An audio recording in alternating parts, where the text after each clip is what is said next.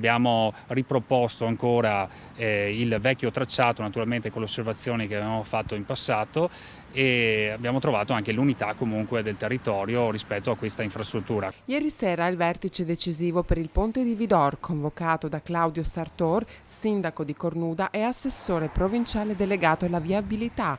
Oltre Cornuda, altri 4 comuni erano presenti: Crocetta, Pederobba, Valdobbiadene e Vidor, e i consiglieri provinciali eletti in questo territorio. Si tratta di un nuovo ponte, quindi di costruire un viadotto nuovo in un tracciato diverso che passerà attraverso i comuni di Cornuda, di Crocetta e di Vidor.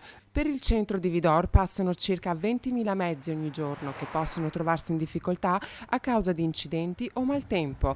La nuova struttura, il cui progetto di fattibilità era già stato approvato nel 2014, potrà alleggerire i centri abitati dal traffico pesante. Questa opera serve anche con urgenza. Per un incidente qualsiasi si blocca tutto il traffico del quartiere del Piave. Ci potrebbero essere delle perplessità per quanto riguarda il costo dell'infrastruttura. L'opera è stata valutata in 80 milioni di euro.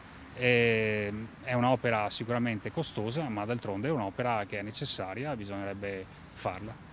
Continuiamo con questa progettazione affinché si possa arrivare a una progettazione definitiva che certamente deve tener conto di tutte le osservazioni e prescrizioni formulate. Veneto Strade ha abbozzato recentemente un diverso progetto da 40 milioni di euro che però attraversa i centri dei paesi, impattando soprattutto Covolo. Per questo motivo è stato formalmente bocciato alla riunione di ieri. Il messaggio giunto da questo vertice, da questa riunione, è stato che si ritorna sul tracciato oggetto di uno studio di fattibilità e di un progetto preliminare che ha visto ormai una gestazione di 5 anni e verranno e devono essere da Veneto Strade recepite le osservazioni del territorio.